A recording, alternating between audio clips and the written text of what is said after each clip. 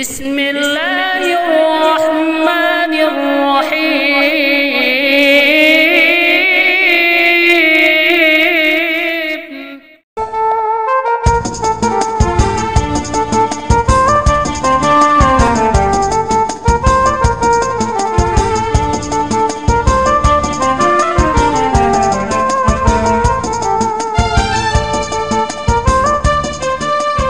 Assalamualaikum warahmatullahi wabarakatuh. Salam aktivitas. Alhamdulillah pada sore berbahagia ini saya berjumpa dengan Ananda Altaf. Insyaallah Ananda Altaf akan memberikan ucapan terima kasih atas segala dukungannya.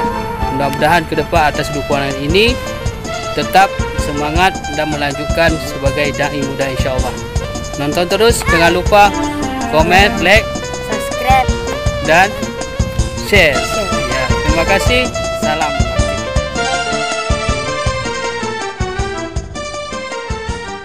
Assalamualaikum warahmatullahi wabarakatuh. Syukur kepada Allah, salawat dan salam kepada Rasulullah.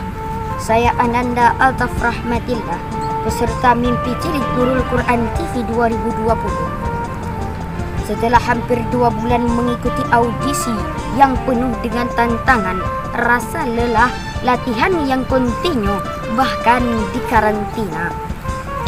Tentu, di setiap penampilan pasti ada air mata, suka ataupun duka.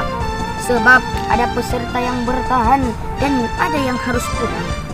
Disinilah mental dan ketangguhan diuji, ikhlas dan sabar ketika harus tereliminasi.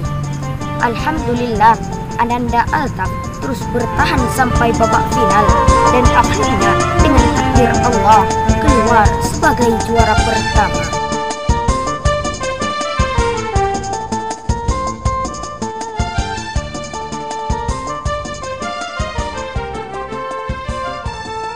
Atas pencapaian ini, Ananda Altaf mengucapkan terima kasih yang mendalam kepada semua pihak yang telah mendukung dan mendoakan, terutama pengorbanan orang tua yang tak dapat Nanda balas.